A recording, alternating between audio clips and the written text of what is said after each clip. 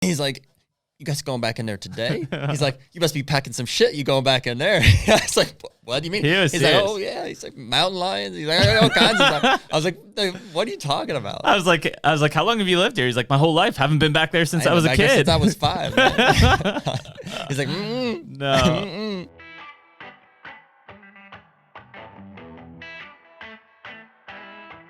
And go. Hey, episode 11. Mm-hmm. Episode 11, Hunter Podcast. Welcome back. Can't get through. Okay, I was holding this in because I wanted to. I don't know if it's podcast material. What I wanted to tell you. Was it a fart? Well, that too. That too. I went out to eat last. So when we moved in October, the biggest beef that I've had with where we live now is I couldn't find a good place to eat because we moved from Mount Pleasant and they have a place down there called the Filling Station. I feel like you're going through withdrawal from that place. Why? So I found a new place. Oh, new place. I don't know if it's a total replacement, but I'm getting into the realm of finding some places. Well, it might be even higher quality. The difference is price and distance from the house. Mm-hmm. So you've been to the Filling Station. Oh, yeah. It was very solid. Just good, solid. American grill food, good wings and stuff. Mm-hmm. This new place is, and people have been telling me about it. I've had a couple of contractors at our house. They're like, oh, yeah, this is the place. Because I'm asking everybody. Start hearing about it. Where do I eat around here? There's some potential. Mm-hmm. This place is called the Spear Street Grill. Have you heard of this? Okay. It's right across the street from a place called the Back Porch. Have you heard of that? I know a Back Porch. Okay. Well, maybe the same one, maybe not. Mm-hmm. So I've been hearing about these places, and I'm like, okay, I make a note that I want to go here at some point. Yep. And through some way or another, I meant to go grocery shopping last night, and I got to Aldi and realized I didn't have my wallet. And I was like, perfect. So yeah, that's not going to work out. Put that off another day. Also, I'm supposed to be at an oil inspection right now because I kind of forgot that we were doing the podcast today. Your vehicle is quite over. Yeah, 4,000 or 5,000 miles. They'll probably call me while we're on. Maybe later today. I'll figure this all out. Yeah. It's fine. It's fine. Anyways, your vehicle's not making any noises. I called and placed an order for pickup at the Spear Street Grill. When I got down there, this is not even the real part of it. It's just this is just setting me up for the real story. Setting it up, and so I went down there, and I realized once I got there that I had been there before, not to the Spear Street Grill, but to the Back Porch, which is right across from it. It's really cool because the Monongahela River has got a bunch of different marinas and stuff along it, and like. They're not yacht clubs, but like they're kind of set up like little boating areas. This is what that is. It's a little drop down, and it's just kind of a little section of markets and which is fascinating because the Mon is a dirty, dirty river. Yeah, it's pretty dirty. Yeah, it's pretty dirty. Makes sense. There's a lot of factories and stuff along it. But either way, I mean, this thing is here. So you're sitting on the back porch, you're watching the steel mills just dumping shit in the river. Right. It's beautiful. It's awesome. Classic Pittsburgh. Well, Margie was working, so I just ran in and did like quick order for pickup. I picked up my food. What'd you get? I got, it's funny. So I eat out a lot whenever Margie starts working because I haven't been grocery shopping and stuff. So for lunch yesterday, I went to this other place that I've been eating called By George, and I got the salmon and rice and green beans. That's healthy. Yeah, it's healthy. It's just look good. So after our artery clogging trip that we just took. Yeah. So I got that, and then later on, I'm probably that guy that like waitresses just hate to talk to because I'm like, what do you recommend? Like, what's the fan favorite? Yeah, she's like, I hate my life. I don't want to be here. She was really nice. So I called the Spear Street Grill and I did that. And I was like, what? I was like, are you guys like known for something? I said, lots of people have been telling me I should eat here. Like, I don't have a menu in front of me. I was driving. It's like, what should I get? And she's like, well, I definitely recommend like this glazed crust, pecan crusted salmon and double salmon yesterday. The asparagus and the rice. So yeah, I did the exact same meal. So side-by-side comparison almost. And dude, this food that I got from the Spear Street Grill is really good. Spot on. Yeah, very good. So I went down, I picked that up. I ate it like right in my car because I was hungry and I was like, "There's." You do that all the time. Yeah, I can't wait. You're like, hey, go to Sheetz and get food. By the time you come back, your food's gone. I can't wait. Yeah. I don't want to waste time. Like I'm just driving, I might as well eat. So, here's what I actually wanted to tell you. Okay. Was after I ate, I was pulling out of this like little cul-de-sac of shops and stuff, and I saw a cigar shop Mm. And I'm like, I can see This cigar is shops all the time. now making sense based on your text messages Yeah. last Well, night. that's backtracking here. Okay. And so I was like, because I already ate. Yep. Had I not eaten, I was like, I just better go home and just eat. I'd already ate in the parking lot. And so I was like, I'm going to swing in there real quick. Mm-hmm. I just smoked a cigar and Straight humidor smell. it's been a while. When you walk in. It's been several months, if not a year, since I smoked a cigar. Yeah. And so I was like, I'm going to pull in here. So I pulled in and I walked in, and as soon as I opened the door, I see there's nobody at the counter. It's just like kind of a corridor. And then I see a bigger room in here. There's like 7 or 8 dudes all sitting in reclining chairs, just like been smoking cigars since they've been there for a while. Mm-hmm. That's the mafia. And I wasn't greeted by anybody. They all just kind of like looked at me. And I said, what's up? I said, is this a store or is this more like just a club? Like, do I have to have like a fancy badge or jacket or something? Yeah. And they're like, well, yeah, both, but basically, and I just kind of like had to make an introduction of myself. Basically, I was like, I was just swinging by, I was looking for whatever. And then, one of them jumped up and was like, I'll show you around. His name was Rob. And is Rob a customer or a owner? A customer. Yeah. Rob is a customer. That's interesting. Yeah, I think that, so the owner's name is Dave, and I think he's just kind of made this environment where, like, these guys come down and smoke with him, and they hang out. Like, they were watching, like, pretty sure the shows aren't even airing on TV anymore. What's the one that got canceled with Tim Allen? Home Improvement? No. Oh, yeah. I know what you're talking about. Yeah, I'm pretty sure that's what they were watching. I don't know how they're accessing that television show. Very nice. Yeah, they're all just sitting around watching, smoking cigars. So I picked up 4 or 5 of them, and what's the word? I said it would be in bad taste not to buy one of his house brand cigars and stuff. Yeah, so I think that makes sense. Hand rolled. Got one of them. Well, so I'm just apparently an idiot because I was like, he's like, yeah, these are our house brand cigars, and I was like, does it mean like you guys roll them here type of a deal, or? He's like, no, they're rolled in Nicaragua, but our brand's on it. I was like, oh, interesting. Oh, okay. Or you're like, hey, where's your Swisher Sweets? Yeah. I was like, you guys got any acids? Like, that's funny. So yeah, then I was smoking them last night. Oh, I was smoking one. So they didn't night. invite you to stay. They did. Oh, they did. Wow. It wasn't an aggressive invitation that I felt obligated to take. It was more just if you don't stay, we're gonna cut your finger. Well, other fingers. I off. asked. I said, is it in bad taste to come in and just like buy and run? Yeah. And he's like, no, man. I don't think there was a chair left for me anyway. As he was ready to put his cigar out on your arm. No, but these guys were cool. Like, honestly, as soon as I walked in, they're like, you don't need this. Like, they're like, yeah, you're like, you don't need that. And well, it was a cloud of smoke. So yeah, I was like, cool. So, yeah. And this Rob guy I didn't ask him, but I'm pretty sure he's like a veteran. Like, you could tell, big beard. Mm-hmm. Seems like a cool enough group of guys. So they invited me back. So maybe at some point the cigar club. Yeah, they're like, yeah, you're welcome back anytime, man. If you want to come. The Monongahela Cigar Club. It was cool. Yeah, I forget. I don't know what the place was called, but the owner's name was Dave, and it's right there by the Spear Street Grill and the back porch. Get your salmon, get your cigar, and you're ready to go. I bought 4 cigars, and I mentioned that I would probably smoke. I was trying to figure out how long they'd be fresh for. Mm-hmm. And so I'll probably smoke 1 a week type of deal, if I remember. That's good. Pops and I used to have cigars all the time we saved for when we killed bucks. Yeah. It was like the celebratory thing is we would smoke a cigar when we killed a buck. Mainly during rifle season, but it just depends. Yeah. I smoked a cigar with my dad one time. This was kind of funny because I was younger. I was like, I don't know.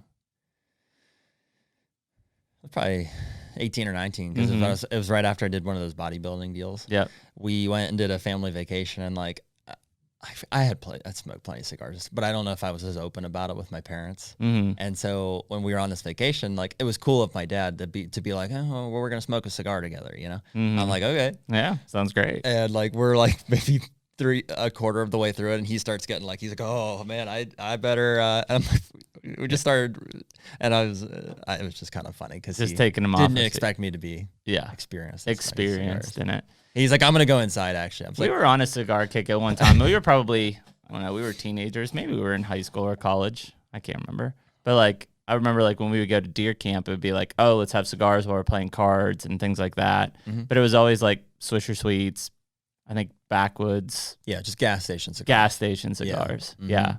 Yeah. I remember CVS was like the upgraded Mhm. because they had at least those ones that were They appeared to have a humidor, but it was really just a glass case. right. And they were dry. Right. You like lit it and it was like, Dude, when I asked him yesterday, I was like, "Are these going to be like fine out of the humidor for like 3-4 weeks?" He's like, "Oh yeah." He's like, "This thing will." He's got like a little humidor in a pack. He like drops it in here. He's like, "Yeah, you'll be fine." I was like, Yeah. "I'm sure that does something." yeah, that sounds great. So do I like put these in the freezer or? Yeah, that's a cool experience.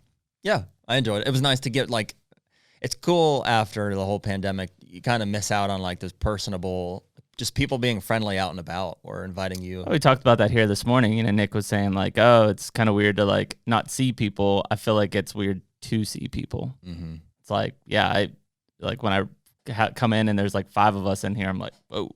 Yeah. Yeah, I'm used to sitting in the dungeon myself. Yeah. So yeah, it's definitely been weird, but we took a trip last week. Yeah, man. Went and returned. It was cool. I was actually watching our podcast from right before we left yesterday because that dropped last night. Yep. And it's just funny to see our perspective on it going in versus what we know now. Covered a lot of ground, both driven and walking. Lots of ground. Yeah. Lots of experiences. Lots of successes. Yeah, man. Some successes. Hopefully we got a package coming here soon. Yeah, we may be interrupted by Brian, the UPS man, delivering some of the goods. discoveries. Yeah, we found some big sheds. We did find some big sheds. So I guess we'll start. I think we kind of did we recap it last week? Hell, we'll just go into it.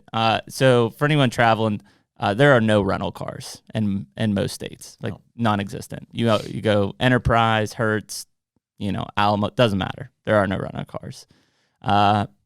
Being a procrastinator, I found that out when we tried to book a rental car the day before we left. It's not your fault. It's not your fault. You're just an experienced traveler, and there's always cars. Yeah, there's always cars. So you wouldn't have known. So there's apparently a rental car shortage. I believe we got the right information of manufacturers are behind, thus rental cars being short in supply. There's also an increase in demand for people traveling now that COVID restrictions are letting up, though the St. Louis rep gave us information that said people tend to spring break in St. Louis. I don't believe that. To get that right, like she was implying that they're spring breaking there. Yes. Not that they are short on cars because they're elsewhere in the country. Correct. Okay. Yeah, I basically said, I was like, so I'm trying to fly into St. Louis. I need a rental car. Yeah, we don't have any. There's none within 20 miles of any, like city neighborhood facility. Okay, cool. Like what's going on in St. Louis that I'm missing? COVID restrictions are lifting. Okay, yeah, makes sense. Like, but still, like there's not nearly as many people that were traveling now as they were before COVID.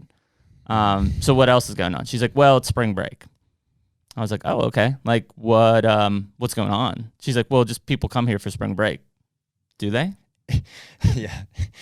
It's the time of year where people take a break because it is spring. It's March in St. Louis. I don't think so. There's no baseball. They're coming to see the Arch. Yeah. Then leaving? That's not happening. Yeah, I don't think so. So I think that was a poor excuse. You got an answer of manufacturers are behind, thus rental cars are behind. Believe that probably is more accurate. Yeah, believable.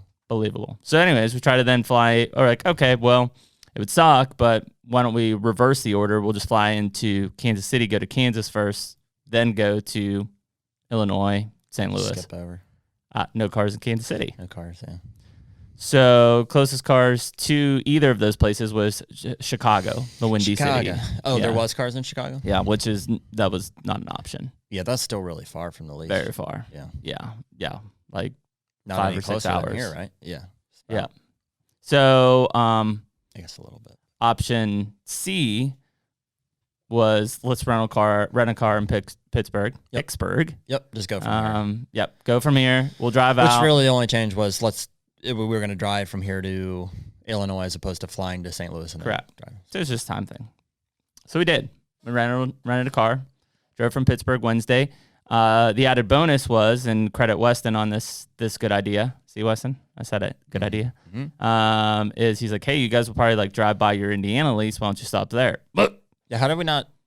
Well, I guess because we weren't planning on before. it. Yeah.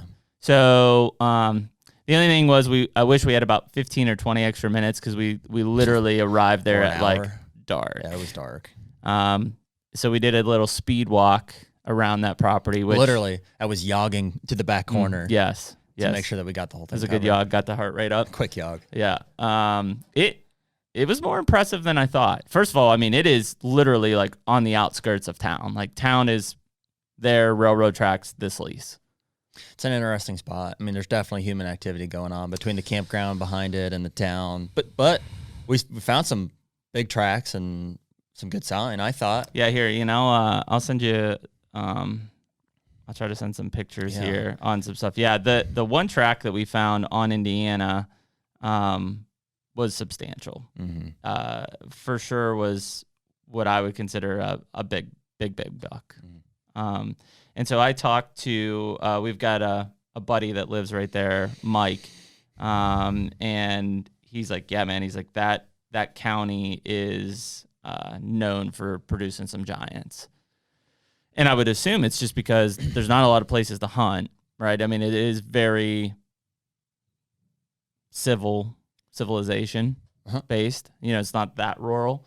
But then if you can find these pockets like this lease, look at that thing. Mm-hmm. That's giant. You could tell it's like a nighttime picture. Like it's literally dark outside when we took that picture. Yeah, that's actually the phone light we were using to see. That's a giant track though. That's a giant. That's track. Good deer. So, and we ended up finding that or similar. Why does it look like your thumb is like broken in that picture? I was trying to stretch it. I'm just trying to stretch it. I think I'm double jointed. Yeah, you must be. Yeah. Also, yes, very red. So we speed scouted that.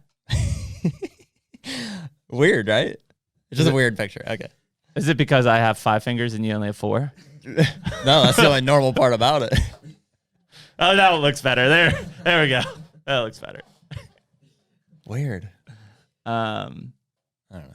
Yeah, maybe been driving for several hours. Yeah, we had been. But yeah, so I think there's definitely some bucks on there. It'll be tough to hunt because there's not a ton of woods.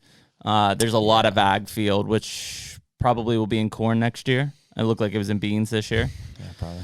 So we got a camera up, got a cell camera up, fusion with the solar panel, and some sort of creature screwed with it on the first day. Yeah. Don't know. Have you gotten any pictures on it since? No, hasn't checked in. Hasn't checked in. Weird. Yeah. Like, do you think somebody messed with it? Yes. At this point, that's what I'm having to think. Wow. It's just crazy. I don't know how they found it. Like, came across it on day 1, didn't get their picture taken, moved it. It took a nighttime picture, like long after it had been screwed with, 3 hours after it had been screwed with, and then now it like won't connect. Unless something. Took a nighttime picture is still in the woods. So not like stolen, but messed Still in the woods, yeah. And so I don't know. The only thing I can think is if they broke the antenna or something off. Like if it was like a coon or something like that and it broke the antenna off, then it wouldn't connect probably. Huh. So yeah, I guess I'm going to have Mike go check. But that was fast. Like literally we didn't get a single picture. We got like one picture of a squirrel and then the next thing it was like something moving it off there and it was kind of hidden in the woods. Just doesn't make it has to be an animal. It can't be a person. Yeah. There's no way a person would have been able to screw with that without getting their picture taken first. I just don't think people are like walking that either. No. Unless they use that to like cut through from the town to the campground or something, but didn't seem like it. I mean, I didn't see any people tracks. Me neither. It felt like somewhat secluded. Like yeah, because there's a river they have to cross. This is literally hours. There's a creek or a river they have to cross there, so they can't get across to the campground. I mean, it's crossable, but not. Yeah, not now. I don't remember what it looked like, to be honest, but weird. Yeah, that's strange. But anyways, the property looked pretty solid. I thought worth a stop. Yeah, so I'll get Mike to go in and check out, see what the heck happened to that camera. Maybe send some new ones out to him and try to get some more established there. He said he'd run them. He's actually on a lease, but he said he'd go over and drop mineral or put some cameras up. Talked to him since? Mm-hmm. You did? Yep. Cool. So yeah, he said literally he lives in Sullivan, I think. So we'll be good. Yeah, man. The what I enjoyed about that little stop was when we hit that hotel. What was that, a Drury? It was a Drury. A Drury Inn. We got a nice little refrigerated or frozen pizza. We were so beat from just driving the whole day and then running that whole property real quick. Yes. They had like what are you taking selfies over there, Ian? He's doing duck face. Look, he's like sending to his girlfriend. Oh, like listen to our story here, Ian. This is important. He's like, I am. He's like, I'm gonna listen to it again when I edit this damn thing. We went to the Drury Inn and they had like a little frozen section in the front, so we got nice little pizzas. It was late for everybody, and a single Stella, single Stella beer, and it was just right. We microwaved those pizzas, and then it took a long time to microwave a DiGiorno. And you know what? 6 minutes was the trick. It didn't taste like delivery. It tasted like frozen microwave pizza. It didn't take microwave though, like you said. It was not bad. It was palatable. Yeah, I didn't mind it. Yeah. So yeah, we crashed. We made it to Illinois. Crashed there, and then the next morning woke up, hit a little Cracker Barrel. That's right, we did. A little Cracker Barrel, and then we headed south to our leases, which the plan, at least for that day, was to cover as much ground as we could. This is Weston's go get 'em spirit. Like we were in the hotel, like just got out of bed. He's like, hey, he called. He's like, hey, I'm down here. I've got like 8 or 10 points I've been dropping all morning. Like he's like, I've been driving around. I pull up my Onyx. I can't even see like Southern Illinois. It's just all points. There's literally a point on Shawnee Forest where it touches Indiana, which is hours away. I'm like, what's that point? He's like, I might check that out when I'm on my way home. What? No, dude. Like we're over here. Yeah, dude, Onyx is super valuable. The points don't do anything for me though. Like after I've walked a property, they do initially, like before I have been on a property, it's helpful just to look at terrain and say, that's my go-to. I'm a topo guy. Here's a saddle, market, and just so I know, like here's where I'm eventually wanting to get in this ballpark area. But after I've walked a property, which is the most valuable tool, it just doesn't. Yeah, we need. It's more confusing to me than anything. I just know where that's. The only other times I've used them is if I find sheds, if I find a buck bed. Buck beds are notable. Tree stand markings, whether they're ours or someone else's. Yeah. And then I know a few years ago in Kansas, I used it when I was blood trailing that one deer down to Roberts, just to see where, like, how I was moving. It's still a super helpful tool. Yeah, when you're just marking to mark. No, we don't do that. Somebody does that. We don't do that. So, anyways, I just thought that was funny. It was. Weston was down there. Well, it's supposed to be a washout, man. Like we were going into that, like, I don't know. We were planning maybe a 2-hour rush of like, hey, we've got 2 hours to crank this thing out and we're screwed the rest of the day. Yeah. Turns out like most of the rain missed us. So we hit our first lease, which is it's along Shawnee over towards the Mississippi River. So we're in southern Illinois at this point. We're now on the Mississippi side, so the western side of Illinois. And very like big timber ridge terrain. Met the landowner that we're leasing from and his son. Good people. Got some insight there. Sounds like there's some town right there too. What was it? Jonesboro or something? Jonesboro, Anna and Jonesboro, I think are the two. A lot of stuff going on there. Yeah. For a small town anyway. Bowling alley. Got everything we need. Yeah, I was definitely scoping out the bowling alley. Bowling alley? Yeah. Yeah.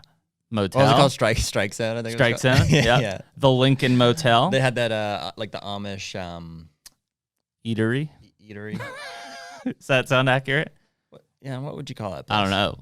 Fantastic. They've got one near my parents too. It's just like in town. They've got like an Amish store. It's like an Amish grocery store. Yeah, but where they make all their foods, make sandwiches and stuff too.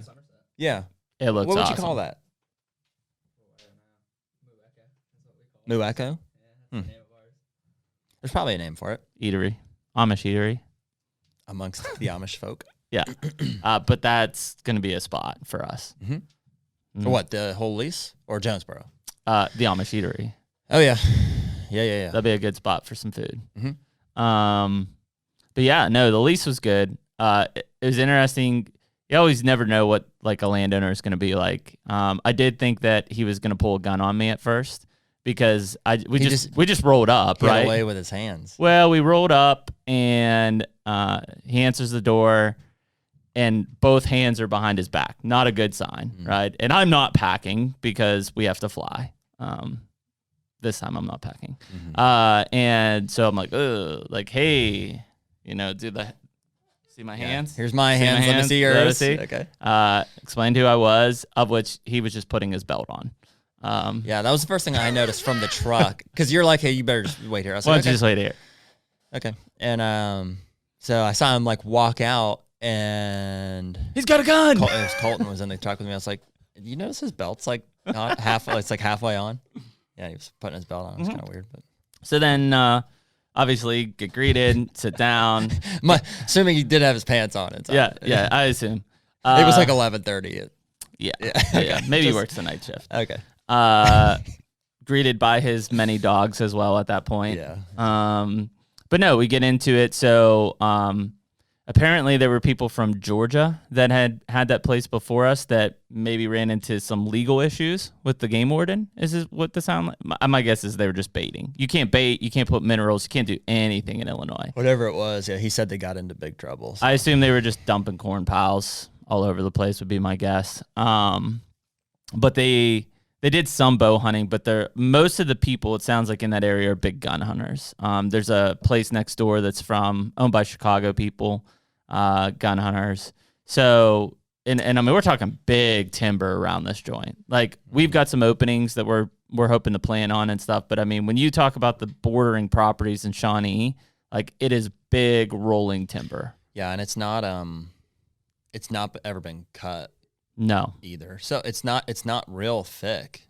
No. It's kind of just open woods. Just big open woods. So you're really, and what we kind of keyed in there is we started funneling these terrain pieces, you know, because that's the only. There's a ton of that. A lot of hills. A lot of drainages, things funneling down. Now that said, we're stepping on. Here's the disclaimer: we've never seen this property, right?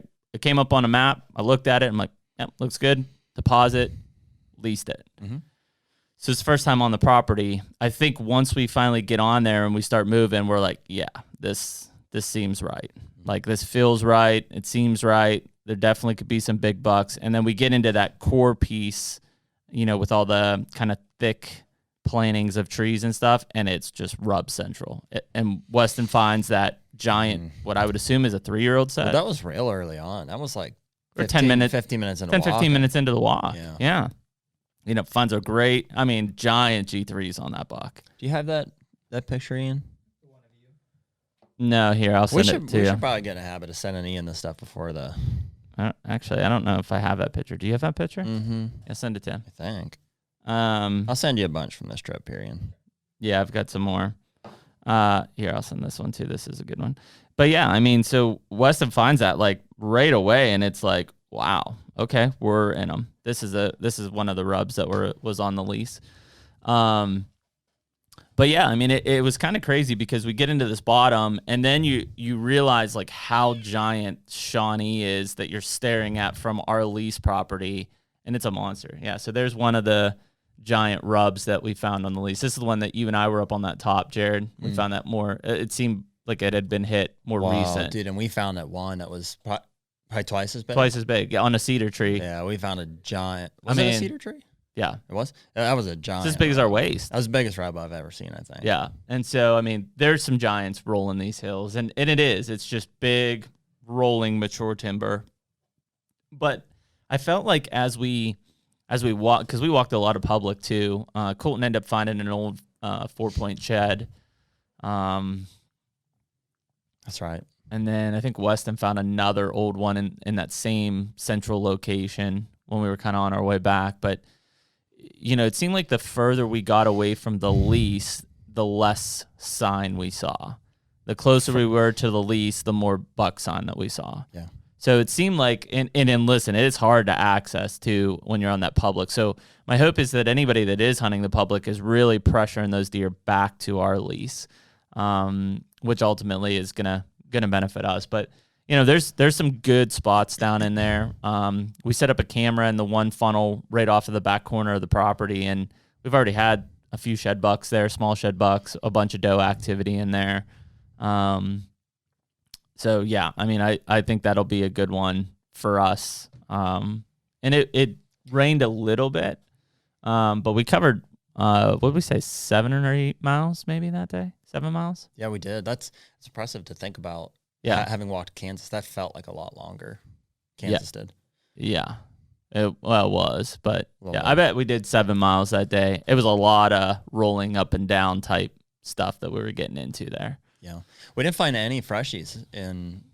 Yeah, that was an interesting thing. And this kind of, we'll get probably towards the end of the story on, is we found a lot of old sheds, 2-year-old sheds, 3-year-old sheds, that kind of thing. Probably maybe a year old. I don't even think we found a year-old shed on that lease in Illinois. So you're coming across sheds that have happened in the past couple years, but you're finding no freshies. Did you pull that up already? Did I just miss it? What, Weston's? Weston sheds? Yeah, see if you can pull that one up. Check your teams. That's probably. No, send it to Jeremy.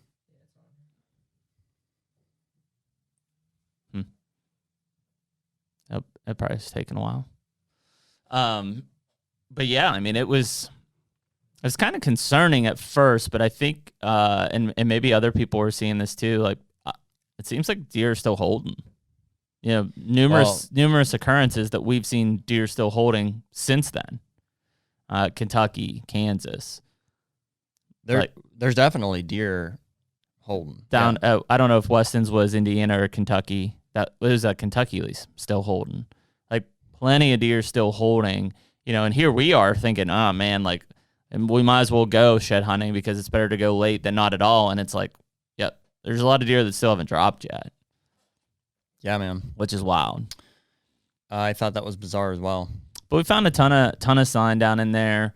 It'll be interesting. I wouldn't say it's an easy place to hunt, but I think it's got a ton of potential. There's going to be we're going to get some giant bucks on camera through there. I think so. I think we found the right spots. Mm-hmm. So, it's just a matter of kind of managing the pressure on it. Are we going to put a food plot on it?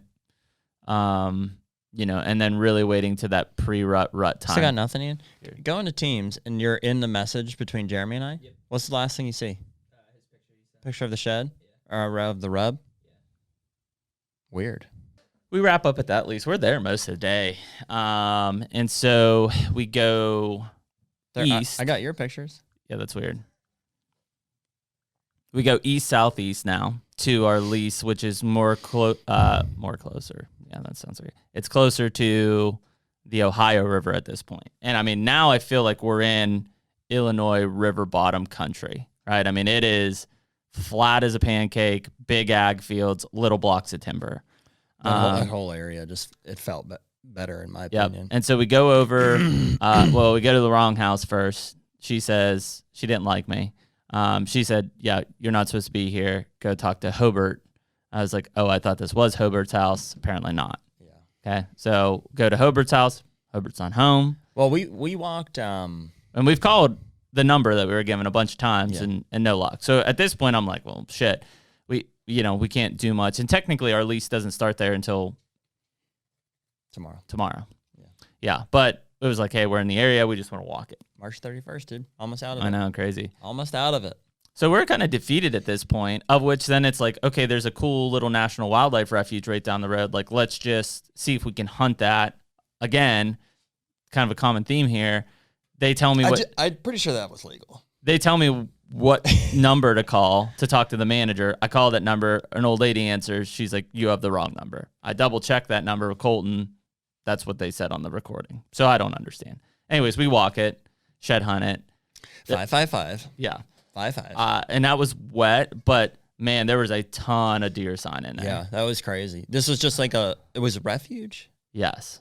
Some kind of refuge there? It's a national wildlife refuge. National wildlife refuge. And so different than like a refuge that you can't We did our very best to interpret the signage. Like it seemed like you could be on it. You could even hunt on it. But you just couldn't take vehicles on it. Couldn't take vehicles on it. So we parked at the front and it was thick too. Yeah, it was nasty. So we just did a big loop out around that, and we hit that one bedding area, man. There was big bucks in there. I mean, we literally were like, okay, hey, we're gonna go back to the north, and then we're going to cut this corner. We're going to hit a river, and then we'll take this whole thing front. And the next thing I know, I'm like, oh, the car's like right here. Yeah. It's just like a giant circle. We just got crazy. looped around. But it was thick. It was gnarly. But then Hobart called, and he's like, hey, because we left him a note.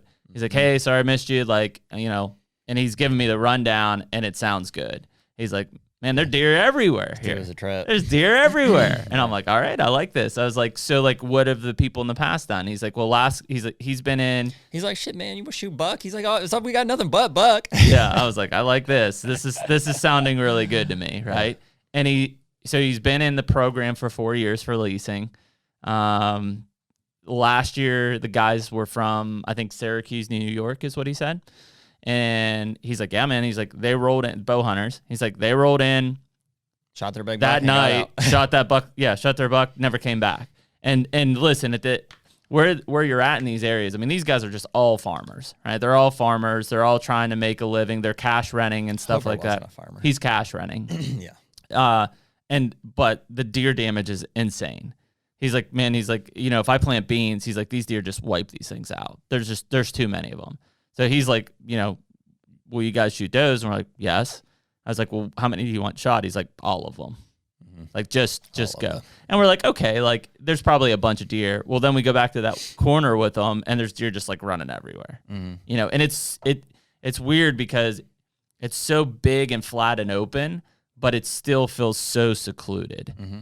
And you can just tell, I mean, well, it is. There's just not much back there, and it doesn't help, or it doesn't hurt that behind it is all that public land. The big swamp. I'm pretty sure, yeah, it's all flooded timber. I think once you get back there and across that river, it's swamp donkeys. Flooded, yeah, just straight swamp donks.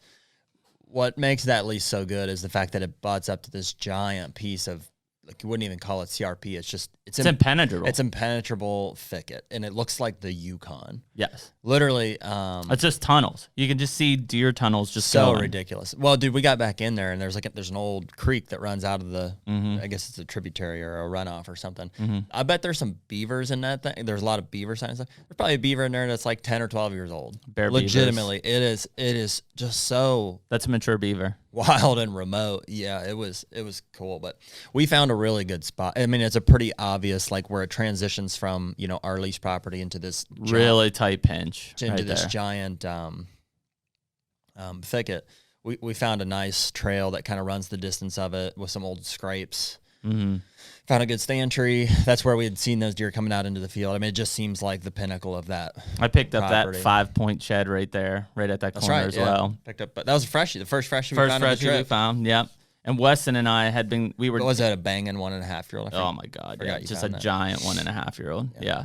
And we were in the woods a little bit, and man, when we were coming up, I'm talking just giant rubs, just tore up all over the place, old scrapes, and I mean, right away, I found a couple oldies in there. That was what was real weird is we kept finding these old. It was March 26th. Yeah, no freshies. No freshies, just all old sheds, which tells us it likely has not been walked. It's just weird. And that property will be interesting because there's a lot of field on that side. You know, and Hobart's telling us he's sitting there, you know, describing the bucks he's seeing in the cornfield across the road, which sounds like a lot. He was like, making fun of the guy who put the giant redneck across the road. He's like, I don't know why they're putting it over there, man. He's like, all the deer are over here. He's like, that's where he's got to be. Yeah. It's so when you get somebody that, like, he's got no desire nor any concept of really hunting, and he's just like, yeah, he's like, I just like would sit right there in the front yard. They just come in the yard and you just shoot them. He's like, you guys going back in there today? He's like, you must be packing some shit. You going back in there? It's like, what do you mean? He's like, oh yeah. He's like, mountain lions. He's like, all kinds of stuff. I was like, what are you talking about? I was like, how long have you lived here? He's like, my whole life. Haven't been back there since I was a kid. Since I was 5. He's like, no. What a good guy. I mean, that's it, man. Like, and what a gamble too, because again, we saw that this property came up. It was like, yeah, that looks like a good property. It's in the right area. Leased it. Have no idea what it looks like. Have no idea what the landowner is going to be like. You go in, you meet a guy like that, super guy, dude would do anything for you, minus going back in those woods because he thinks there's mountain lions that are going to eat him. But other than that, he'll do whatever you want. Like, he's going to be the guy who calls us in October and he's like, man, there's bucks all over the place. You better get down here. Yeah, he was a good dude. But you start to hear some of the stories, just like kind of that first lease, and I think those guys at one point had hunted, Hobart has not, but, he very much was like, yeah, he's telling the story about, watching these does play around in his front yard last year, right? And then he's like, yeah, I'm like watching, and he's like, I see something moving, like in the woods. I'm not sure. And I'm thinking, he's like, it's bobcat, coyote. He's like, outside. He said, biggest buck I've ever seen. He said, I stopped counting after 12 Was points. that just last year, wasn't it? Yeah. And he's like, I'm pretty sure that deer is still around. He's like, it was a giant. Yeah. He said, it was he said, that's the one I wish I had a camera I'm real for. interested to see what that He made it seem like, I mean, when you think that there's potential of like 170, 180, 190 class deer in those kind of areas, that sounds like it because this guy's probably seeing 150s, 160s pretty consistently. I mean, it's all open field. So he's like, I stopped counting at 12. So I assume he was like a mainframe 12 with just gnarly shit all over. Mm-hmm. Who knows? Could have been just a freak giant 8-point or something. And he's dead. Who knows? But yeah, it was crazy though. But it's so cool because, I think we end up being like 30, 32, 35 minutes apart, the two leases, so different. Big rolling timber, funnels, you got to hunt terrain to like open, gnarly thicket with like, you're going to watch a 600-acre field. You're going to see bucks all day. It's just, are they going to come through your pinch or not? One thing that was super helpful to see was how dense some of that habitat actually was, because you could look at it on the map and assume. You thought it was, yeah. But when you see it. To get on it, and even to see that property across the road and stuff, and to just, once you start to figure out what the places actually look like and you can see that on the map, it's like, oh. Yeah, that's thick. Mm-hmm. Yeah, I mean, exciting for sure. Well, we've already gotten what looks like a pretty decent buck. Gotta love that. Coming on. He's shed. A shed buck. Shed but buck. I mean, just, working a scrape. Old scrape. Hitting that scrape, coming out the trail. We're going to get a big buck on that camera. 100%. At some point. The other positive thing I haven't even filled you in is almost all of those cameras now have 3 of 4 bars on the solar panels as well. Love that, man. Man, I think those might be the VIP of the trip. Yeah. The solar panels, that's what's making unreal all of this possible. The fact that we can set these cameras here in March. Yep. And have confidence that they'll be running until we make it back there again is something we've never done. We've never had the opportunity to run camera over mineral or just on anything, period, all year out of state because they require battery changes and people to be there. And so these solar panels are kind of a big deal for us. Yeah, that's insane. I mean, the fact that we can leave those and potentially not touch them and just have constant eyeballs on there, especially over the next 3 months, as summer and Hobart's piece more so than the other one, as that starts to all develop into cropland and plantings, like there are going to be a lot of deer through there. Mm-hmm. A lot of deer. Mm-hmm. I wonder what they'll plant that field in, because it was just winter wheat. Mm-hmm. It's probably going to be corn. Think? Yep. I think our side of the road will be corn this year, beans on the other. I'm just disgustingly secluded back there. Yeah, and there'll probably be more of those bucks holding on the other side in the summer than on our side. But the moment they come in and cut beans and cut corn, and we have cut cornfields, I don't know, man. Those bucks will travel a good way to feel safe, and I bet they feel safe back in that thing. They're not getting touched back there. Mm-hmm. Yeah. Yeah, I'll be interested to see what shows up on that camera. I might call a shot. I think we're gonna kill a 160 out of there this year. We're gonna get a shot at one. We're gonna have to. We're gonna get a shot at a 160 out of there, out of Hobart's corner. That's what it's called. Oh man, like we're gonna kill one out of there. Well, I was saying we're getting shot at it. Okay. Whether my arrow or your arrow lands, I don't know. I didn't know if you meant a picture or. Oh no, we're getting a picture of a booner. That's 100% guaranteed. That's exciting. That I wouldn't be surprised if the biggest buck picture we get this year comes out of that corner. Mm. Mark that. Yeah. Jesus, the guy's missing a finger. That's a Kansas print. That was down in French's Bottom. Mm-hmm. That's pretty, boy. Mm-hmm. So let's jump to Kansas, I guess. So we drove from Hobart. That was a longer drive than I thought, too. Because we drove from that night. Drove from Hobart's to Springfield. Stayed in Springfield, Missouri, home of the Bass Pro Shops headquarters and Cabela's headquarters, I guess. Mm-hmm. Got there late, like super late. Mm-hmm. We're spent. I don't really remember that. No, it's kind of a blur. Yeah, it's kind of a blur. Late. We were tired. Yep. Got up next morning, beautiful morning. It's cool, crisp. Yeah. And headed west to Eureka. Mm-hmm. So we were only about 3.5 hours, 3 hours, something like that. We made it there around 11:30. Yeah, it was an interesting drive. Didn't really take us via like interstates and stuff. We were kind of like back road blitzing for a while there. And that was Colton's first trip to Kansas. So got to Kansas. We went into town because we needed food and drinks, right? Went into town, food and drinks, then circled back out.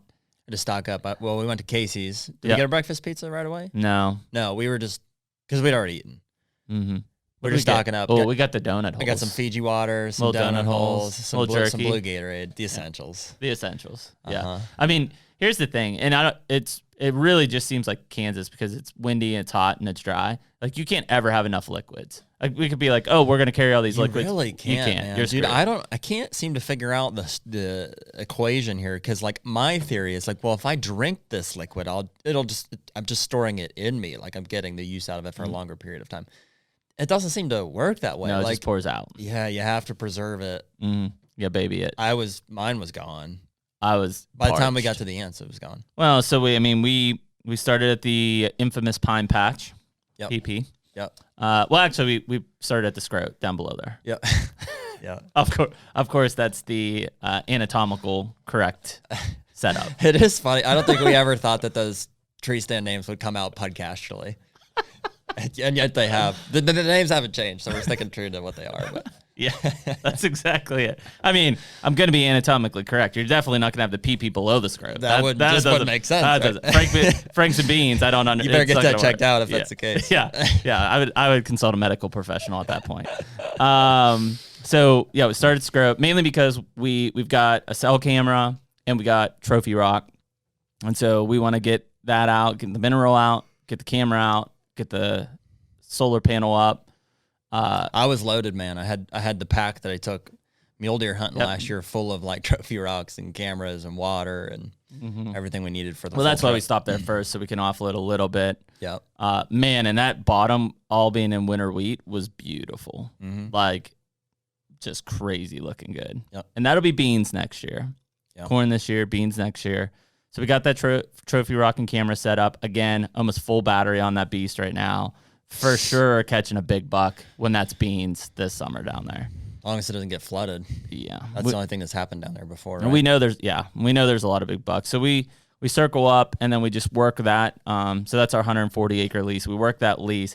All tore up, man. A lot more sign than I thought I would see through there. No sheds. Yeah. Not no sheds. So then we kind of devised this plan of like, hey, which part of the river are we going to stay on and take? We do find a new spot, which seems really, really. I can't believe we haven't sat there before. Me neither. We've been all around it. Literally, what happens is we tend to cross the creek about 250 yards before that to get to the other side. So that's where naturally our spots started to evolve. Meanwhile, we walk 250 yards and there's a funnel of like 3 major corridors coming together in a solid pinch. We've been walking right past it all these years. Yeah, it's a good one. So that's one that I think we're planning on when we return, probably in July or something. Getting a stand into. Getting a camera on. Yeah. That'll be a major hub. Maybe not right away, but as we approach October, November, it'll be It's one of those real, man, it's just a cool Kansas pinch. And because you've got these fence lines that are essentially just running through the field, and it comes down and meets this corner where the river is like oxbowing. And so we're familiar with what's inside of here. And that oxbow is a major bedding area. It's thick cedars and stuff, And there really is like there's a 30-yard gap there where they're clearly walking between this fence line and this giant bur oaks too, which are dropping acorns all over the place. Good little access. River. Yeah, I mean, clean access at that point. Oh, it's got about everything. Yeah, and I mean, if you start to think about like where we're getting pictures of these deer down there, because we've had cameras separated them or visual encounters with bucks around there, they're crossing that spot, right? It's just like, oh, okay, this deer's up here, and then he's down here, and then he's over here. That's It's I told you coming while we through were there. standing there. I was like, dude, this is what we came here to find. Yeah. Like this is the spot that all these deer are transitioning through that we're missing them. Yeah. It's like, how are they getting from PP to flat, or how are It's they getting to through there. Bernie's? It's right there. It's right there. Gotta be. Yep, and even coming up from Kev's house or across the road on the other side of Public and coming across, it all funnels there. Yeah. Just major corridor. So that was the big win spot. Who do you I think's think gonna like that spot? Who's gonna get in there? probably either me or my dad. I would assume. You think your dad will go somewhere different? I mean, it's an easy one for him to get down into. Straight down the line. All right. I still like the flat, which we didn't really go too far around when we were down there, just because we stayed on the other side of the river.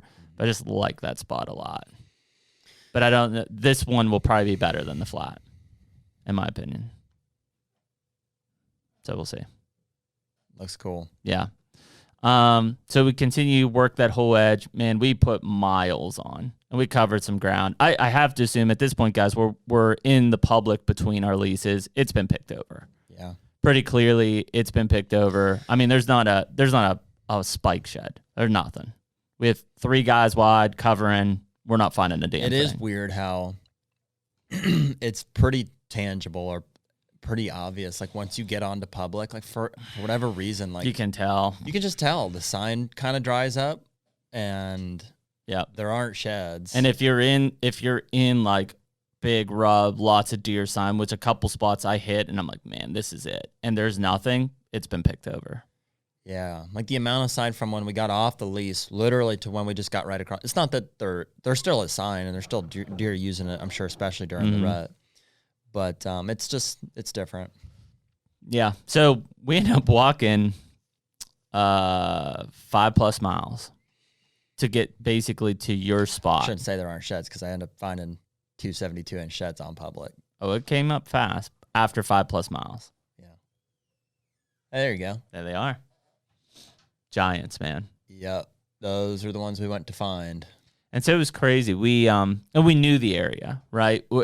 I think we intended to find sheds prior to then. We did cut some fields, which just kind of sucked, but it was just part of the walk that we had to take. Man, I want to hold this thing again. I don't know. He'll deliver. Come Brian on, delivers. Brian. He delivers. But yeah, I mean, the interesting thing is that actually, so take that back. They did a lot of work in your spot, so basically, and this is kind of the norm in Kansas, like they don't care necessarily about the habitat and the deer movement. They care about their cattle fences, right? Mm-hmm. The last thing they want to see happen when they're trying to block in cattle on 2,000 acres is a fence go down. And so what they've been doing is they've been taking a big cutter and drummer basically through there to clean up the fence line so that it's clean, nothing can fall on it, it's easier to maintain. And so they put a ton of work down in your kind of X marks the spot. To the point where I could tell you were disheartened a little bit because it's like, hey, this is so isolated, and now it's like, whoa. Well, I didn't try to hide it. I was like, dude, this sucks. Like, it doesn't feel like. It doesn't feel the same. Although those damn coyotes were still there. We saw, 3 coyotes in that den? Well, see, I wasn't lying about that, obviously. There's a bunch of coyotes in there. We kicked out, there was probably. There's 3. 2 or 3 of them that ran right out of. There's a den right there. There's gotta be 100%. Right at the top, because I was seeing them the whole time we were down there. It's so weird because I was seeing how Pat was filming that this year, and now I'm looking at that perspective when I'm standing there, and I'm like, oh wow, I was discombobulated. Were you? A little bit. Where did you think they were at? I thought they were more towards where we found looking up towards where we found the sheds, not looking up towards her house. Yeah. Yeah, right at the top of that still hill. Looks good. I mean, those deer still move through there, but so we pulled that camera. I can't actually believe we didn't find a shed in that the triangle. I know. Thicket. I bet it's been picked over. You think? Yep. Yeah. 100%. So we pulled that camera. We refrained from booting it into the river for environmental purposes, though. I will give that camera credit. It was well hidden on that tree, huh? Yeah, I was like, where's this camera? And tough to see. Yeah. There it is. Yeah, I mean, those guys, well, maybe they just didn't care, but they walked right by it several times when they were working down there. I bet they didn't see it. That's pretty impressive. Yeah. We had a big solar panel on the side. It was tough to see. Even when I was looking right at it, I was like, yeah. So, I mean, it did its job. I mean, it told us what deer were down there. 100%. You know? Well, this one here, this antler that I'm holding, we didn't have that deer until after we were done hunting. Yeah, it was early December they showed up. In fact, it was interesting that once we pulled that other camera and later on we checked it, the entire week that we were there, like there was no deer movement. There were no deer. Yeah, I started through the pictures because I hung it the first day that we were there. And we're like, okay. The next picture was like a week and a half later. Yeah, there was no deer movement. It was dead. And that weather was terrible. So when we come up to, we're looking over, it's a cedar patch, right? And we just know that it's always going to hold deer. I saw like 30 freaking deer pummeling out of there. I could see cattle up on top, and it's just deer just running below them. I mean, and what happened was those coyotes got up in that drainage ditch and instantly pushed those deer out. And I mean, they were just pouring out of there, and it's like, holy shit, like that's a ton of deer. I assume these deer were probably in that group. Very likely. Because we hadn't really seen deer that much the whole trip besides this. So we get up there, and you and I take the first swipe down in, and it literally was every other cedar tree was rough. Well, I stopped you. You were up above. I was like, dude, you better come in here real quick. And then I was like, rub. And giant rub. Yeah, like every other cedar I'd been tree. in there before. You have been too. Yeah, I blood trailed a deer through there once. I mean, it was crazy. Stayed on that side of the little creek. We're basically mind boggled that we didn't find a shed. I know. Almost disappointed. Gotta be one in here. So then we switch back and we start coming back, and this is heading towards our other camera. We weren't too far into it when you're like, yep, shed. Big one. Got one. Big one. And then you knew right away, you're like, it's that buck. Mm-hmm. That buck. Mm-hmm. Which was bigger than I thought. Mm-hmm. Hey, he's just laying right there. Nine scorables. So weird. I say this every time you see a big deer in the woods or you find something like this. It's like, it's so weird because it's like, dude, I just walked 6 miles. Between the three of us, like 18 miles trying to find something like this. There it is, just laying on the ground. And it's crazy. I mean, because it literally is a proverbial needle in the haystack. Like we're trying to find a antler. It's a lot easier to find the antler on the head of a deer during the hunting season. Yeah. It was particularly satisfying too, because like you said, this area is like, there's gotta be a shed in here. And when there finally was, it's like, it's so nice as a deer hunter who's making plans all year that when something comes together, it's like, this makes sense. Like, finally, that's where it's supposed to be. And man, we hunted that area to try to find that match because it would have been so cool. We circled for a and bit. That was his bigger side for sure. But awesome to get our hands on him because that deer was the most visible shooter buck after December that we had on that camera. But coincidentally, I don't think he showed at the camera we pulled on the knob. No. Didn't. No, he didn't. That's interesting. Which is crazy. So that deer stayed kind of on that side, but I think it's because... At all? Even later, huh? Because we were just getting Popeye. So we named all these deer in a single breath of a camera. So we got Spider-Man is that 12 point? Yep, the one with all the... Pretty Boy was already named, and then we got Popeye as this 8 point who's been around. Dude's got like... Sucker's got forearms. Like, yeah. He's just been sitting there doing push-ups. I think, all he does is these tight arm, like, triangle push-ups. Dude, it's freaking nuts. Send him a picture. Did you send him a picture of Popeye? He doesn't get any of my pictures, apparently. You finally got him? Here, I've got a couple more here I'll send. I did send you. Yeah, pull up all these pictures I sent you, Ian. Hey, Ian, pull them up. You have those trail camera pictures? Get them up, boy. I've got a couple more there. So really cool. Find that. Can't find anything else. So we stop at the camera, pull that card, reposition everything. Oh, here you go. Let's run through these real quick. So go back. That's Weston. One more, right there. This is the one that... there's Weston's 3-year-old. That's giant G3s. Yeah. Giant. That's the one that he found right away. That deer was easily mid-140s that year, probably. Mm-hmm. I would say if that deer's still alive, he's a booner. Yeah, I'd say so. Next. Ching, ching. That's Pretty Boy. This is right at the spot where This is down where they started doing all the work. Had been hunting him. Yep. This was the last picture we got of him. That's a big shed. That's the first Illinois lease. There's Pretty Boy shed. Mm-hmm. Look at that thing. Next. Got mess over here. There's Popeye. Yeah, it's Popeye. Look at the freaking biceps on that dude. Yeah. Yeah. And the crazy thing is we had this deer down at the flat, which is several miles away. working through there, and he was at this spot quite often. Isn't it funny how in Kansas it just seems like like a Brahma bull, man. Look at the shoulders. Well, on like that thing. around here, when you go to Kansas, you can just assume that everything's about 10 inches bigger than here. Like if that's a buck around home, I'm like, yeah, deer's probably 135. Yeah, 135, 140. That deer's probably 145. That deer's probably 145 inches, I bet you. Easily. Yeah. Which is crazy. It's a big 8. Yeah, they're just bigger. Big bodies, big 8s. So we didn't find it was cool because Popeye was on that camera. Yeah, I don't know that deer either. There's another, I don't know, 3 or 4 year old. That's a stud. Solid buck. That'll be a monster too. I'll just keep going. We don't have that many pictures here. Another 3 year old, just kind of a hammer. What I call him, Rumpelstiltskin. Yeah. Yeah. Next. Chink chink. Chink chink. That's all you got. That's Rubs from Illinois. That's a 5-point shed I found in Illinois. I sent you a couple more. Yeah. Ian. That deer, that's some ridiculous genetics. Yeah, I sent him Jared. There should just be 2. One of them is just holding Pretty Boy, which is the one I was really wanting to get at. So we're at this camera. Put up a new camera. Have everything set up. Solar panel. Working perfect.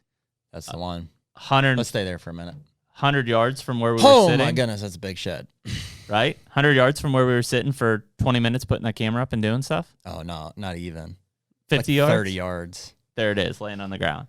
And this one, he had to have dropped fairly early because it had been chewed up by the tree rats pretty good. Which, by the way, we actually saw a tree rat on that camera at Roberts. Like, literally a rat in a tree. Yeah, real weird. You know, I call squirrels. I thought rats were rats. like in cities. Do rats live in the wild? Like I don't know. It was weird because like I'm like, oh, there's a squirrel. That's a tree rat, right? No, this was like an actual it's a rat. Yeah, and then there was a coon trying to eat the rat. Yeah, we had this camera out for a long time, Ian, and this tree fell in front of it, and we were like, well, we were still looking through the the pictures. It had been there for 2-3 years. We forgot. 2+ years. Yeah. There's a rat or a group of rats, like rats, like Ratatouille rats, running up and down this tree. Yep. So weird. Yeah, it was really. I'm like, that's a rat, or it's a squirrel with mange. I don't know, one of the two. But it looked like a rat. It looked like a rat. Tree rat. Anyways, the squirrels. Or rats. Maybe a rat got to it. Or into rats. Yeah. Get to the shed. It's a monster. It was insane because so both of these deer, when we get back, we make our estimates, right? Both end up scoring at 72, though the 11-point probably would have been 76. He had an inside one that he broke off. Let it be known that I guessed one of them exactly. It was the 11-point. The 11-point. Yeah. And so it's, but the weight of Pretty Boy is insane. Like, you pick this shed up. And we weighed it. We weighed it at UPS. It's 2.4. 2.47 pounds. 2.5 pounds. Or not point. It's 2 ounces. 2 pounds. And 4. Because I remember looking at that at the thing, and I was like, what is the translation here? What is Is this metric? Stupid Americans. Like, how do we? What is this, grams? Yeah. Yeah. 2 pounds, 4 ounces, which is crazy. Like, when you feel this thing, it is super heavy. It feels like this. It's almost 5 pounds antler on their head in total. Yeah. I bet this is lighter than that one. You think? 100%. And maybe that's a drying period or something too. Maybe, but yeah, you're right. But regardless, like, so again, we find the shed, do our little celebration type thing, which I'm sure Colton's putting together a clip here soon. We scour that area because this shed's so heavy. I can't imagine that deer keeping the other one on. It's mind boggling to think how much weight that's going to be to one side of him. And you would think he's having to shake his head to try to kick that thing. Can't find it anywhere. I know. I thought it was going to be there. It's there. It is there. We just didn't find it. Yeah. I mean, both of those matches are there. We didn't find them. I can't believe that those deer would have carried either of those very far, especially with this one dropping so early. That 11-point was pretty fresh. That was within a week, I bet. For sure. This one had been there for multiple weeks. Couple weeks, yeah. Yep. But a giant, almost 12 on both the 2s and 3s, and they're eaten. So I mean, they could be 12, could be over 12. carries 5 inches of mass through to the H4. Yeah, kickers. The only part where I think he's actually lost an inch or two is the beam, as far as it getting chewed off. I think those tines are about full length. Maybe there's a half inch on the 2. And keep in mind, this deer also was a 5 by last year. This side is obviously his 4-point side. He lost the G4 on this side of probably 3 or 4 inches. Mm-hmm. So you know what, dude? I was looking back at the pictures from last year. He might have scored even better last year. I think he did. Yeah. I think he put on more mass, but he lost some tine length. Yeah. So maybe, I mean, we talk about his age. I thought he was 5 this year. Could have been 6 this year. Might be 7 next year. Hard to say. I think he's 5-year-old. He should be 6 next year. I think he'll be 6. And then I think the other deer is a 4 will be 5. And that deer is going to be mid 180s. Mark my word. Mid 180s. Mid 180s. I'll give you low. I'm going mid 180s. I'm thinking like 181 and some change. I'm going to go, well, I'll figure it out when we shoot them, but 185. Like a weatherman for antlers. Mm-hmm. Give or take 50%. The antler man. Plus or minus 50%. So we found both them sheds within like probably 100 yards of each other. Was awesome.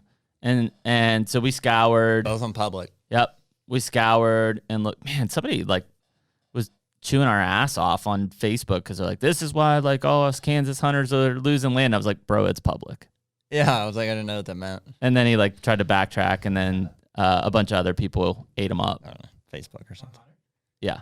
Instagram. I don't know. No, it was on Hunter Facebook. I read comments. Yeah, he was like, yeah, this is like why all the Kansas hunters like can't find places to hunt. I'm like, because I found these on public land.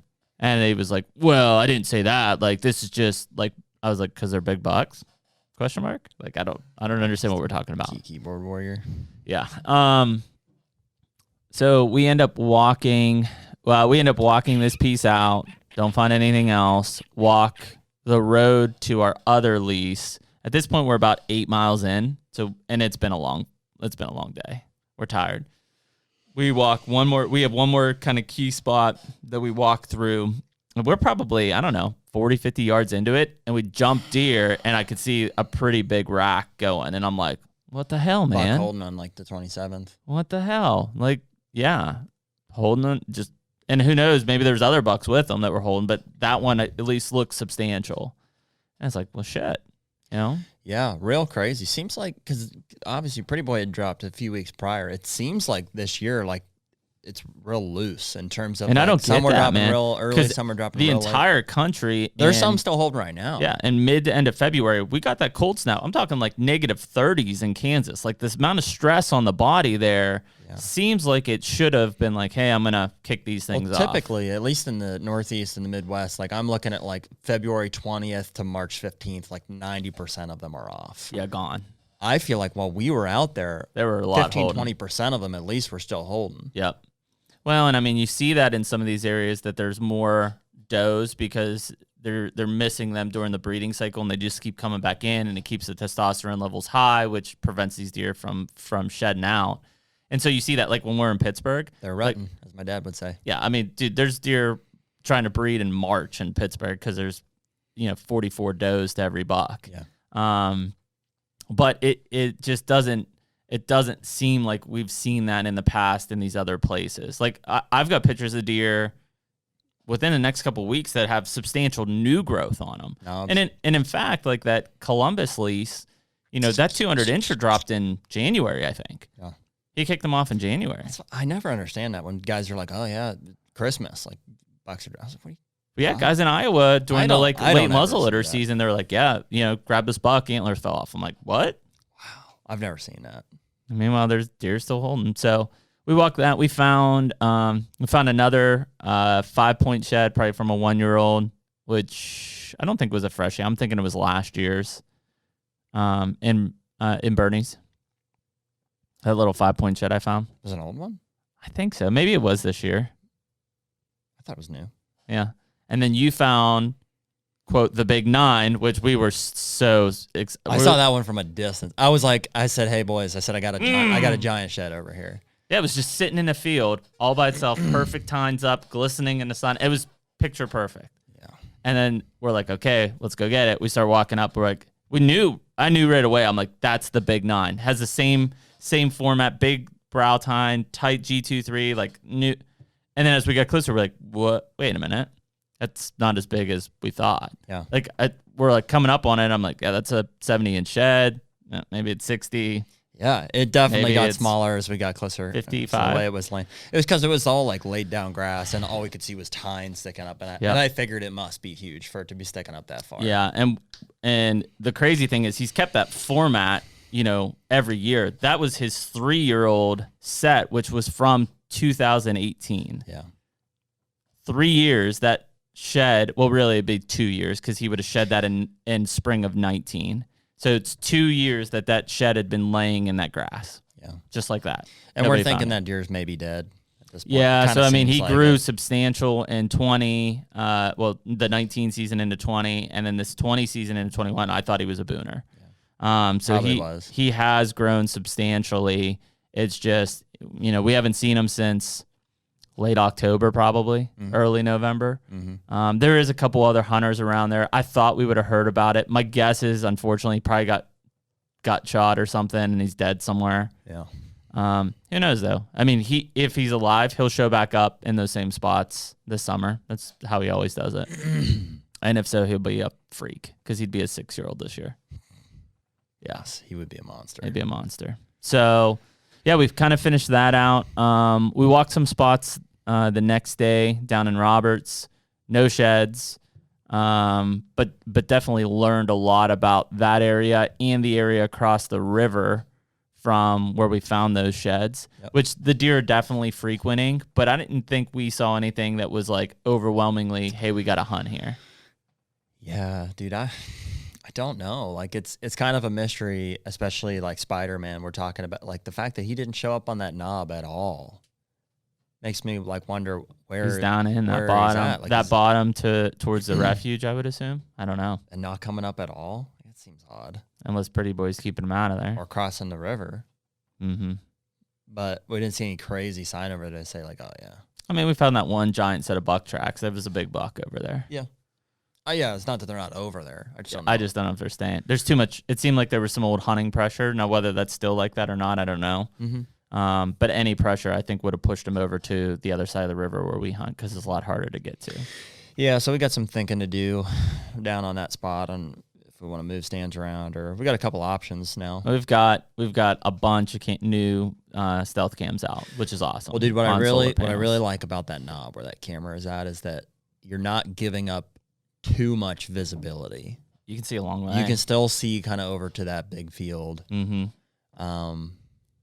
But you can access it from that other side. Yeah. It's just like all the way in from one or the other side. It's about as far as you can go. That's the cool thing about, we haven't shed hunted out there since the spring of 18. That was the last time we shed hunted out there. So it's been 3 years. And you get into some of these places like that new funnel that's over closer to French's. You really start to say like, hey, we knew this knob was good. You hunted it hard the first year, but then we kind of backed away from it. And now the more we start to put these together and add in the fact of the work that's going on, it's like, yeah, this is where we need to be. This is where they're crossing. This is where they're moving through. Yeah, and in hindsight, dude, the day that we got there 2 years ago, or last year, I guess, Pretty Boy and Kansas 10 were running right past that camera on the knob. Very much so, yeah. And I've got them there since. There's a good possibility that buck, that 11 point could be Kansas 10. Could be. He would have had to be a 3-year-old though then that year, and he looked older. Mm-hmm. Yeah, I don't think it is. But yeah, I mean, it is the spot, and it is, it's kind of it still sucks, but it's kind of a relief when you look at a camera like that and you look at the week that we hunted, and you're like, yeah, there was no movement, there was nothing.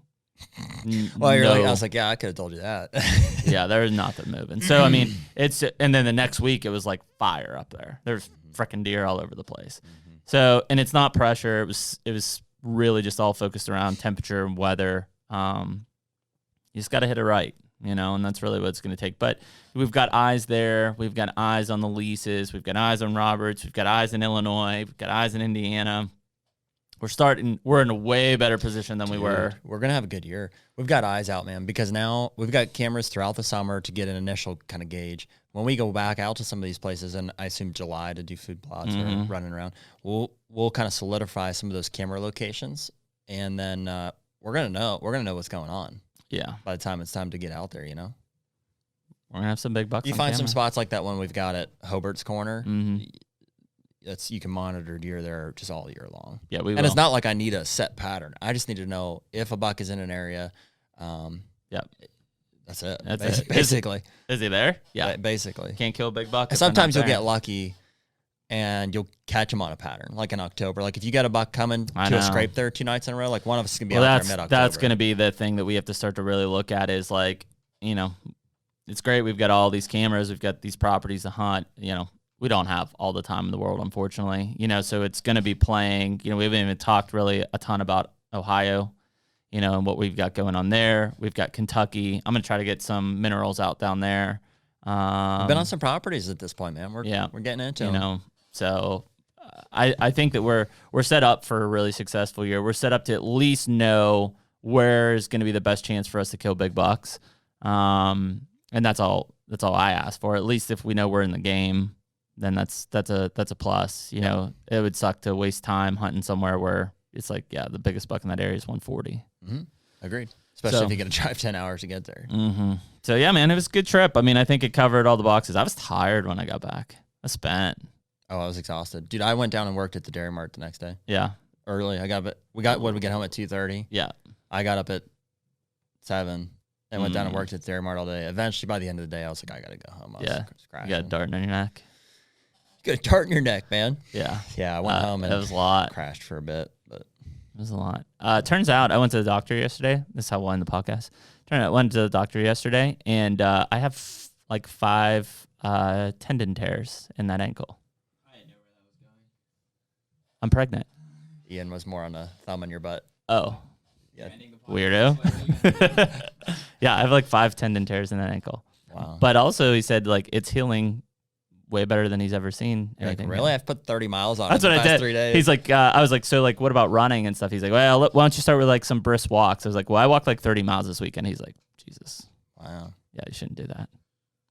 Looking good? Feeling good? Found a couple 70-inch sheds. It was worth it. That help? Man, little disappoint here. I am going to check our tracking here. I want to see if they're at least out for delivery. Oh, he's got them out. Just updated here. Track package? It's out for delivery. Yeah, Brian's got it out. Brian's got it. Yeah. Well, we'll bring him on the next one. It was a really cool trip, though. Tomorrow's April 1st, April Fool's. I guess I want to just throw out there what we're gonna do with these sheds, at least for Pretty Boys. So we're gonna. Well, you mentioned that you or I've talked to this guy from Antlers by Klaus. Yeah, I've worked some trade shows with them at Cabela's, and then I think also when I was doing some deer grow stuff, I met with those guys and I'd worked with those guys and I'd seen what they'd done. I knew that they had done a lot of the replicas that were in like the Bass Pro King of Bucks trip, and I mean their work is phenomenal. It's like off the charts. You literally could give them a picture and measurements, and they'll remake your buck to a T. So I hit him up. I just shot him an email and said, "Hey, here's some pictures of the shed we found. I was hoping to get the. Almost makes me wonder, like, if you send these, what is it? It's $30 an inch or something like that for repairs. Usually you pay double for that cotton. Similar for painting. So I'm gonna send that in, and he's gonna repair the parts that have been chewed. I'm not real big into like if he had broken it off or something, I wouldn't like recreate it. Well, that's like that inside point on that 11 would be cool. I don't even know what the hell it looks like. Yeah, but the fact that it's just chewed. He shed it. It's just parts chewed. of it had been chewed. I'm not gonna have him painted or anything. Just get it back to where it was when it fell off his head, basically. Yep.